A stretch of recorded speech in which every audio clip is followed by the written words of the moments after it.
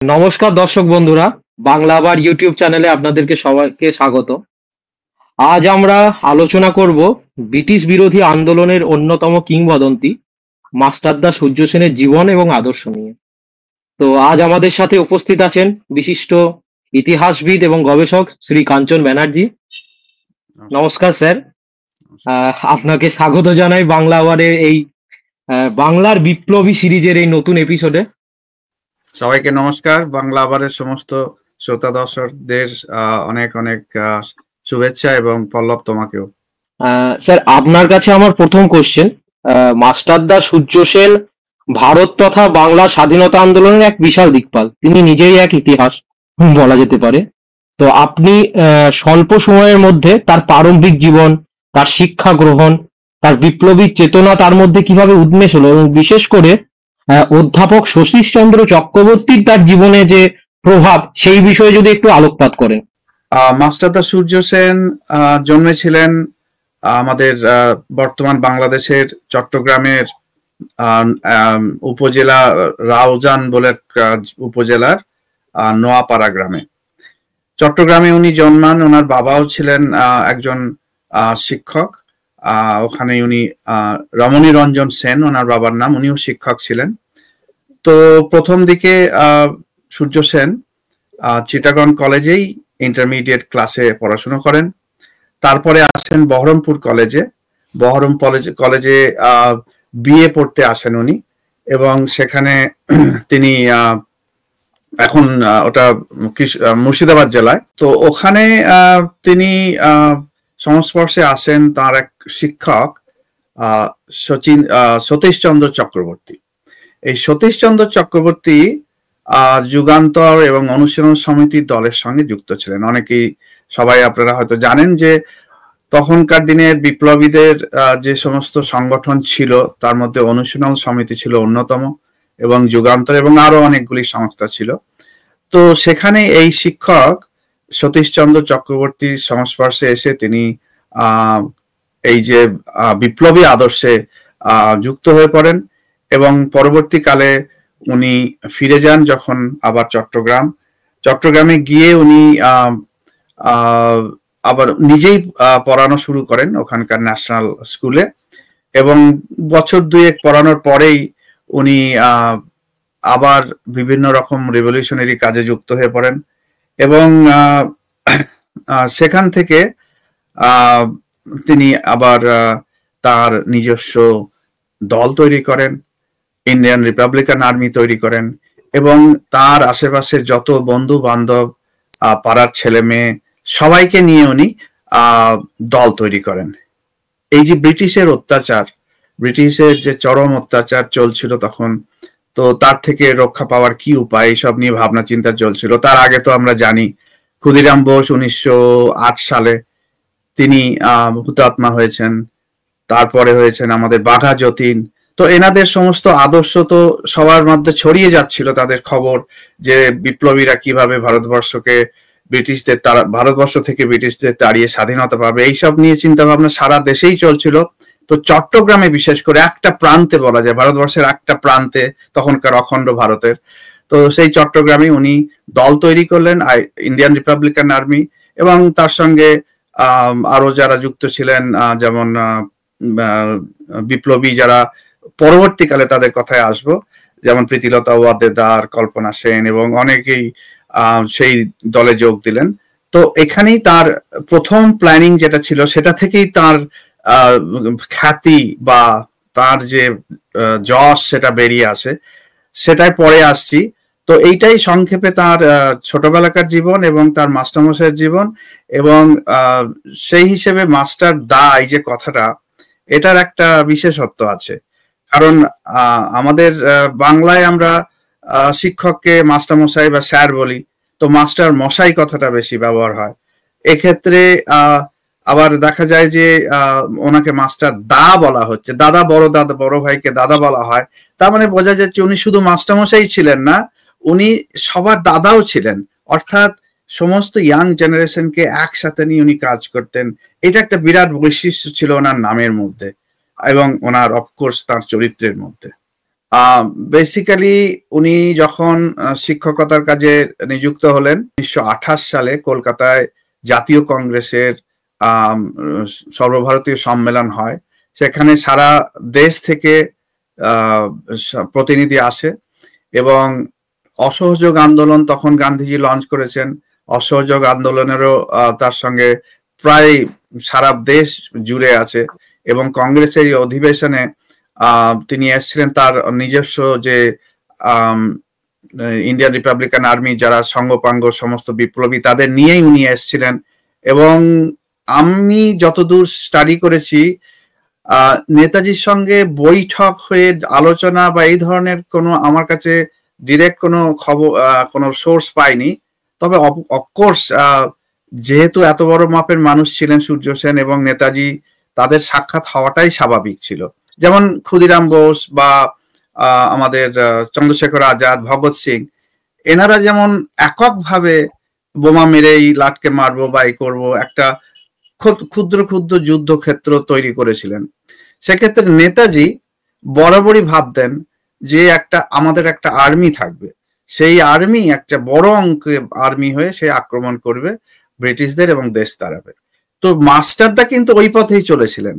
মাস্টারদার প্রথম লক্ষ্য ছিল যে চট্টগ্রামে ওদের ব্রিটিশদের যে অস্ত্রাগার আছে ওই অস্ত্রাগার লুট করে সেই অস্ত্রগুলোকে নিয়ে বিপ্লবের কাজে লাগাবে। তো সেই জন্য যে প্রথম এবং তার আগে তিনি হাত পাকিয়েছেন। অ্যাকচুয়ালি তিনি ওখানকার ইস্টার্ন রেলের যে ট্রেজারি ছিল সেখানে ডাকাতি করা হয়েছিল, সেখানে ডাকাতি করে ভালোই মতো লুটপাট হয়েছিল, সেটা হাত পাকিয়েছিলেন মোটামুটি এবং ওনার সাঙ্গপাঙ্গদের নিয়ে। কিন্তু যখন চট্টগ্রাম অস্ত্রাগার লুণ্ঠনের কথাটা আসছে সেটা হচ্ছে 1930 সালের কথা। 30 সালে, হ্যাঁ হ্যাঁ। তো সেখানে ওনাদের প্ল্যানটা এইরকম ছিল যে পুরো অস্ত্রাগারটা ওনারা ঘিরে ধরবেন এবং তারপরে ওদের যত কিছু বন্দুক আছে, বন্দুক পিস্তল যা কিছু আছে সবকিছু নিয়ে নেবেন এবং যা কিছু গুলিগোলা আছে নিয়ে আর মানে দুটো গ্রুপে ভাগ করা ছিল। এক একজনের এক এক রকমের দায়িত্ব ছিল। একদল বন্দুক নিয়ে যাবে, একদল গুলি মানে টোটা গুলি যেগুলো আছে কার্ট্রিজ ওগুলো নিয়ে যাবে। কিন্তু যখন ওনারা ঢুকলেন ওখানে, ঢুকে তখন বন্দুকগুলো সব পেয়ে গেছেন, কয়েকশো বন্দুক, মানে সেই তখনকার দিনের সব অত্যাধুনিক তখনকার যে বন্দুকপত্র। তো ইংরেজদের বেশিরভাগই তো আমাদের ভারতীয় সেনাই ছিল, তো তারা টেরও পায়নি শুরুতে, রাতের অন্ধকারে হচ্ছিল। তো ওখানে গিয়ে প্রথমে ওরা জাতীয় তখনকার যে ভারতীয় জাতীয় পতাকা বা কংগ্রেসের পতাকা সেটা উঠিয়ে দেন এবং সেখানে তখন হঠাৎ একটা প্রবলেম দেখা গেল যে বন্দুক তো হলো, গুলিগুলো কোথায় আছে, টোটাগুলো কোথায় আছে, কার্টিজ কোথায় আছে, সেগুলো খুঁজে পাওয়া গেল না। এটা হচ্ছে তারপরে ওনারা ঠিক করলেন, হঠাৎ একটা দুম করে একটা ডিসিশন নিয়ে ফেললেন কেউ যে না চলো এখানে আগুনই ধরিয়ে দিই, গুলি যখন পেলাম না। তো এটা একটা বড় ভুল হয়েছিল বলা যায়, যে হয়তো তারা পরের দিন আসলে হয়তো আবার পারতেন। কিন্তু এই সময়ে দেখা যাচ্ছে যে 60 জন মতো, প্রায় মানে এক্স্যাক্টলি নাম্বারটা জানা যায় না, 60 জনই মোটামুটি নাম পাওয়া যায় যারা সব আর্মি পোশাক পরে এই অস্ত্রাগার লুণ্ঠনের কাজটা শুরু করেছিলেন। এবং ওদের ব্রিটিশদের সেই সময় ছিল কয়েক হাজার সোলজার ছিল। তো তাদের বিরুদ্ধে 60 জনের আক্রমণ, এটা গেরিলা যুদ্ধ ছাড়া হয় না, তো সেই জন্য গেরিলা যুদ্ধের মতোই একটা প্ল্যান করা হচ্ছিল। তো এইভাবে যখন ওনারা এটা পারলেন না, ওনারা সব পালিয়ে গেলেন। কাছেই একটা পার্বত্য এলাকা ছিল, জালালাবাদ হিল বলে একটা জায়গা, ক্যান্টনমেন্টের পাশেই। তো সেখানে তারা আবার পুলিশ খবর পেয়ে গেল, খবর পেয়ে ওরা আক্রমণ করলেন। এই 60 জনের এগেনস্টে 1000 জন পুলিশ এবং অত্যাধুনিক অস্ত্র। আর আমাদের যারা বিপ্লবী তাদের কাছে সেরকম বড় অস্ত্র কিছু ছিল না। তা সত্ত্বেও যে হিসেব আমরা পাচ্ছি যে ঘোষণা করা হয়েছিল সেই সময় যে 164 জন ব্রিটিশ ইন্ডিয়ান আর্মির লোক মারা গেছিল। 164 জন। পরে যখন ট্রেগার্ড, যখন এদের বিপ্লবীদের, ট্রেগার্ডের নামটা নিশ্চয়ই চেনা লাগছে, সে যখন জেরা করছে এবং ওদেরকে পেটাচ্ছে বিপ্লবীদের, তখন বলছে তোরা আমাদের 64 জনকে নিয়েছিস, তোদের সবাইকে আমরা নেবো। এরকম একটা বিপ্লবী মুহূর্ত, এবং প্রায় এক সপ্তাহ ধরে পুরো চট্টগ্রাম মোটামুটি আমাদের বিপ্লবীদের কবলে ছিল। মানে ব্রিটিশ জাহানের ওখানে টেলিফোন সমস্ত বন্ধ করে দেওয়া হয়েছিল, রেল লাইন বন্ধ করে দেওয়া ছিল, টেলিগ্রাফ বন্ধ করে দেওয়া হয়েছিল, এমনকি জল সাপ্লাই বন্ধ করে দেওয়া হয়েছিল। এই সমস্ত অনেক বিশাল প্ল্যান করে করা হয়েছিল। তো সেই প্ল্যানটা এই বিফল হওয়াতে বড় একটা সেটব্যাক হলো। যাই হোক, তো যখন এই যুদ্ধ শুরু হলো এই জালালাবাদ হিলসে, সেই যুদ্ধের সময় আমাদের 12 জন আমাদের বিপ্লবী সেখানে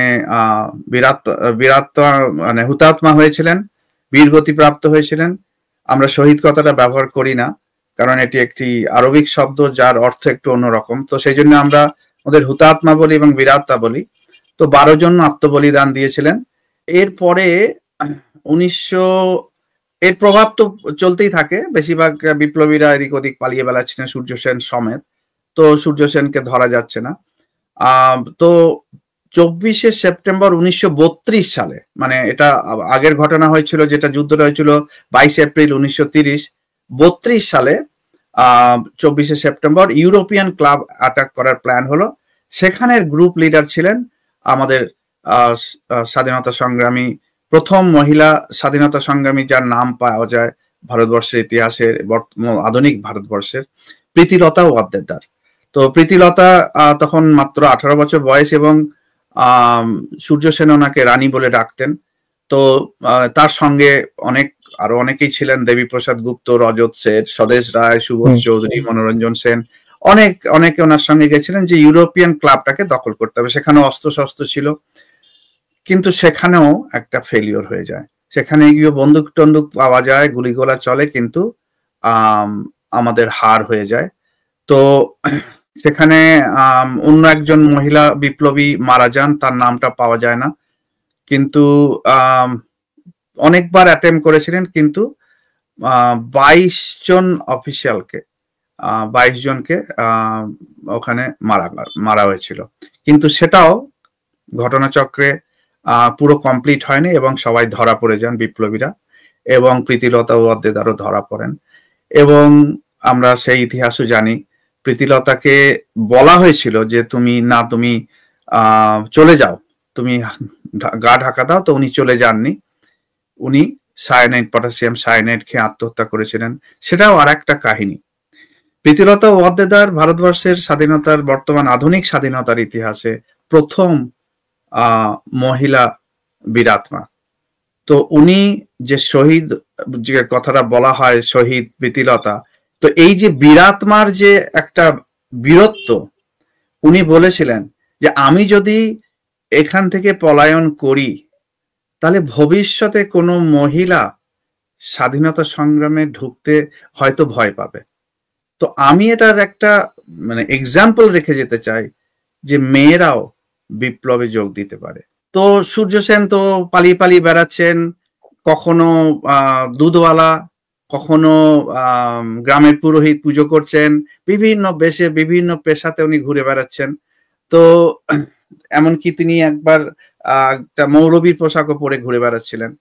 তো কথিত আছে সেই সময় আমাদের শরৎচন্দ্র বসু, যিনি কিনা আমাদের নেতাজি সুভাষচন্দ্রের দাদা, তিনি ওনাকে একটা চিঠি লিখেছিলেন যে আচ্ছা তুমি এমনি করে পালিয়ে পালিয়ে বেরিয়ে কি হবে, তোমার জীবন খুবই প্রয়োজনীয় ভারতবর্ষের স্বাধীনতার জন্য, তো তুমি এক কাজ করো, তোমাকে আমি ভারতের বাইরে অন্য একটা দেশে পাঠিয়ে দেওয়ার ব্যবস্থা করছি। তো সূর্য সেন উত্তরে না বলেছিলেন। উনি বলেছেন না, আমি লড়াই করব, এখানে থেকেই আমি লড়াই করব।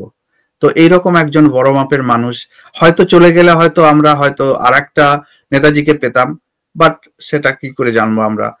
কিন্তু উনি যে ইতিহাসটা তৈরি করে গেলেন, সেই ইতিহাসটা আমরা কখনো ভুলবো না। এবার এই যে তিনি পালিয়ে পালিয়ে বেড়াচ্ছিলেন, এবার একটা খুবই দুঃখজনক ঘটনা ঘটলো। তো ওনার যে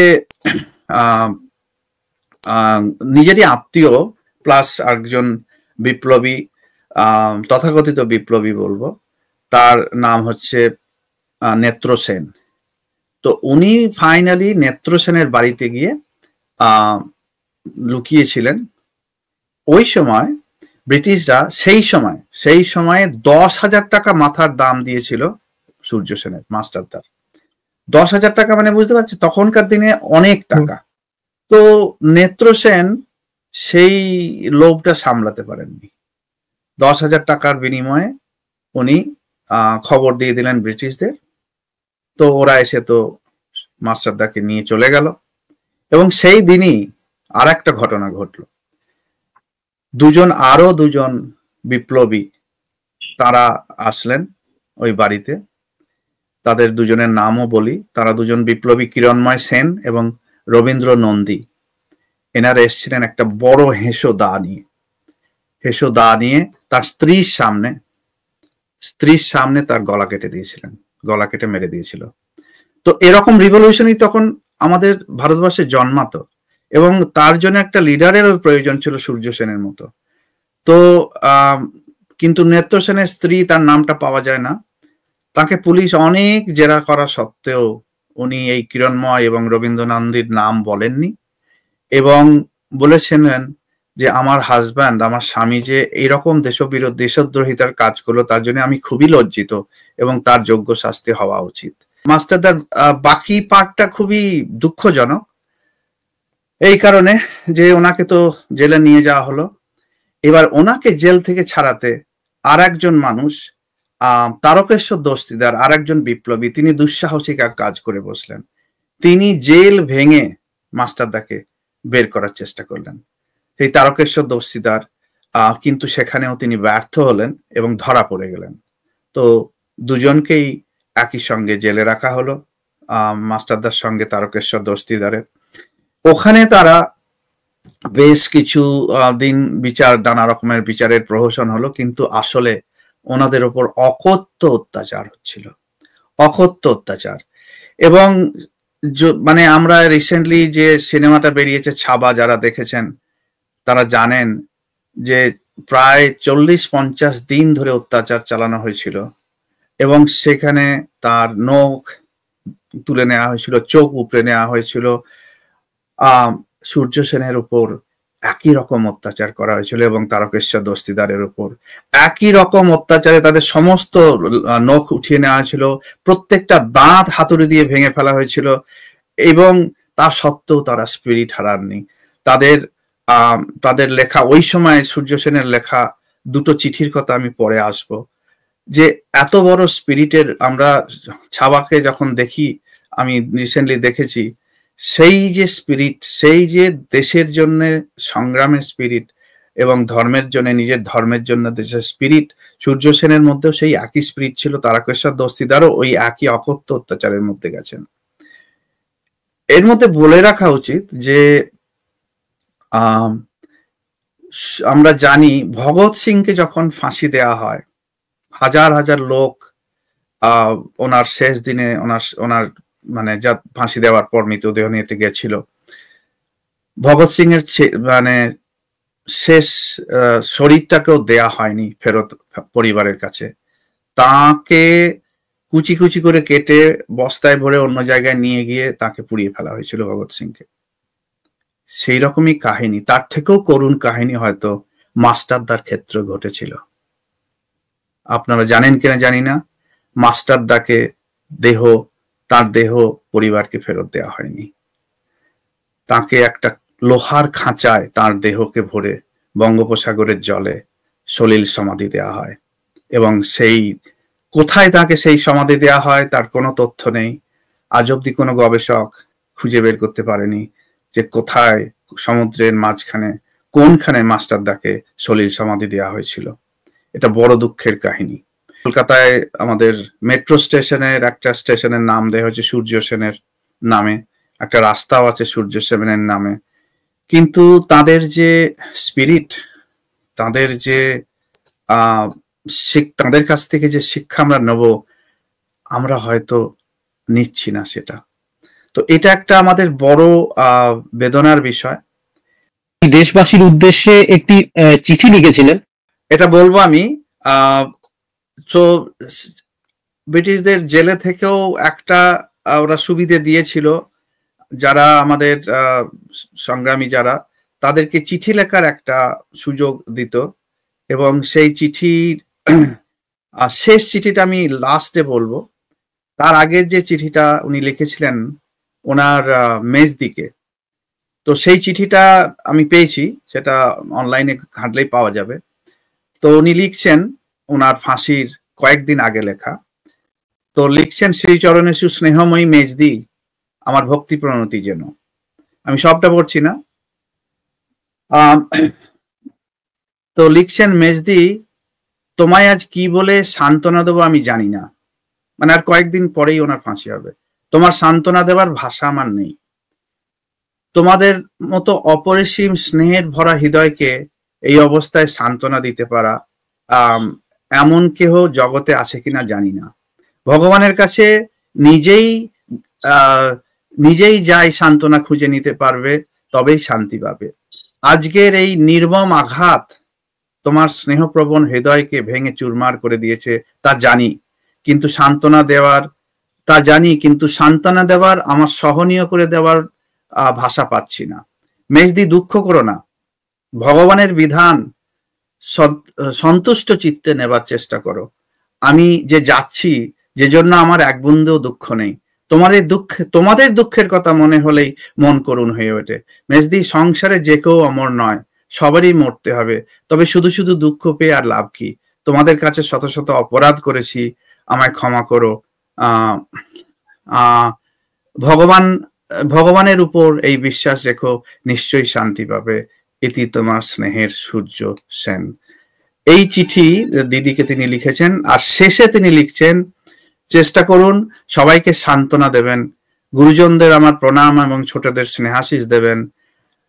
বিদায় দিন যাবার বেলায় কবি সম্রাট রবীন্দ্রনাথের লাইনটি মনে পড়ছে। তিনি রবীন্দ্রনাথ এবং কাজী নজরুলের খুব বড় ভক্ত ছিলেন। সেখানে লিখছেন, ম্লান দিবসের শেষের কুসুম তুলে এই কুল হইতে নবজীবনের কুলে চলেছি আমার যাত্রা করিতে সারা। এটা ছিল তার দিদিকে লেখা 3 দিন আগে লেখার চিঠি। এবার শেষের যিনি যাবার আগের দিন সন্ধ্যে 7টার সময়, তার ফাঁসির আগের দিন লিখেছিলেন, সেই চিঠিটাও খুব বেদনাদায়ক, কিন্তু আবার অনেক ইন্সপিরেশনাল। তিনি বলছেন, মৃত্যু আমার দরজায় কড়া নাড়ছে, আমার মন অনন্তের দিকে উড়ে যাচ্ছে।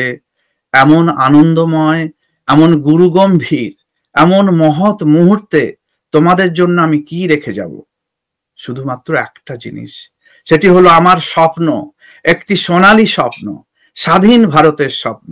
কখনো ভুলবে না 1930 সালের 18ই এপ্রিল, চট্টগ্রামের পূর্ব বিদ্রোহের দিন। ভারতের স্বাধীনতার বেদিতে যারা জীবন উৎসর্গ করেছেন, তাদের নাম তোমাদের হৃদয়ের গভীরে লাল অক্ষরে লিখে রেখো।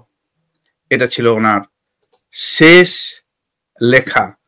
এবং তার পরবর্তীকালে ওনার যে জেলের, চট্টগ্রাম জেলের ফাঁসির যে জায়গাটা, ওটা এখনো আর আছে। আমরা বাংলাবার থেকে 3 বছর আগে একটা অনুষ্ঠান করেছিলাম, আমাদের চট্টগ্রামের বন্ধুরা ওইখানে ওনার ফাঁসির মঞ্চ যেখানে আছে সেটা ভেঙে পড়ছে এখন, সেখানে গিয়ে আমরা ফুল এবং প্রদীপ জ্বালিয়ে এসেছিলাম। তো আমরা তো মাস্টারদা সূর্য সেনের যে জীবনের মূল্যায়নটা ভালোভাবে এখন অবধি হয়নি, যেমনটি হয়নি অন্যান্য অনেক বিপ্লবীদের আমরা ভুলে গেছি। এবং তার সঙ্গে যারা কাজ করেছেন, মাস্টারদার সঙ্গে যারা কাজ করেছেন, তাদেরও আমরা ভুলে গেছি।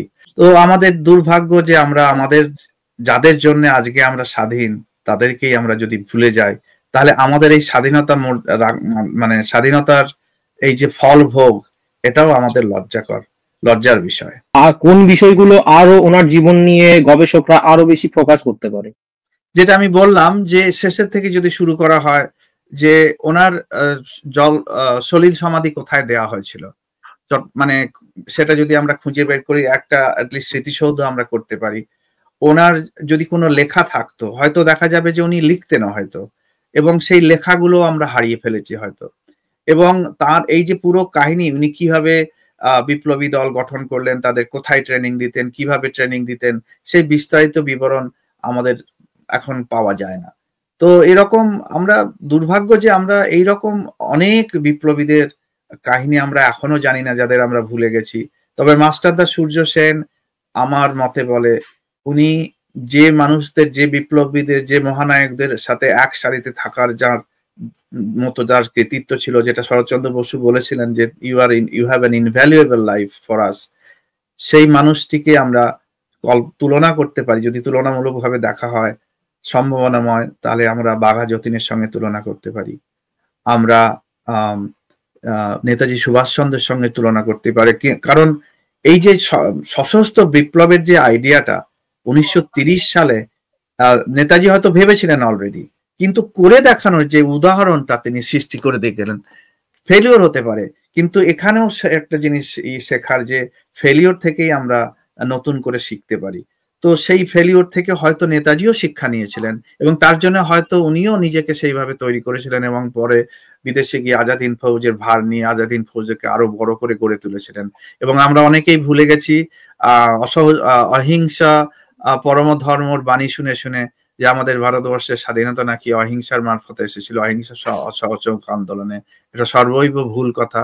আসলে যখন যদি অন্তিম বিচারে দেখা যাবে, যেটা নেতাজি সুভাষচন্দ্র বোস এবং তার আইএনএ এবং তার সঙ্গে দুজন বড় সহযোগী যারা এর সঙ্গে যুক্ত ছিলেন, একদিকে সাভারকার, বীর সাভারকার, আর একদিকে রাসবিহারী বোস, এই তিনজনের ত্রয়ীর সমতায় যে স্বাধীনতা আমরা পেয়েছি, সেটা ভুলিয়ে দেওয়া হয়েছিল। আস্তে আস্তে আমরা অনেক নতুন তথ্য জানতে পারছি এখন। তো তার জন্য আমরা নতুন যারা ইতিহাসকার, তাদের কাছে আমরা কৃতজ্ঞ, এবং আশা করি এরকম অনেক অনেক নতুন তথ্য আমরা নতুন যারা ইতিহাসকার তাদের কাছ থেকে এবং গবেষকদের কাছ থেকে পাবো। আগামী সপ্তাহে, আগামী 2-1 সপ্তাহের মধ্যে আশা করছি আমরা আরো কিছু আলিপুর বোমার মামলা, এইটা নিয়েও আমরা আলোচনা করব। তখন হয়তো আমরা অনেক নতুন তথ্য সবাইকে দিতে পারবো। তো আজকে এই অবধি থাক। সবাইকে ধন্যবাদ, নমস্কার বাংলাবারের পক্ষ থেকে। পল্লবকে অনেক ধন্যবাদ আজকের এই অনুষ্ঠানটি হোস্টিং করার জন্য, এবং পল্লব আমাদের অন্যতম বাংলাবারের অন্যতম সহকর্মী, এবং আশা করছি আমরা আগামীতে আরো অনেক রকমের অনুষ্ঠান আপনাদের কাছে নিয়ে আসবো। এবং আপনারা যারা এখনো সাবস্ক্রাইব করেননি, অনুরোধ করবো আমাদের ইউটিউব চ্যানেলে সাবস্ক্রাইব করা, এবং সবার সঙ্গে শেয়ার করুন আমাদের এই অনুষ্ঠানগুলি, এবং লাইক দিতে ভুলবেন না।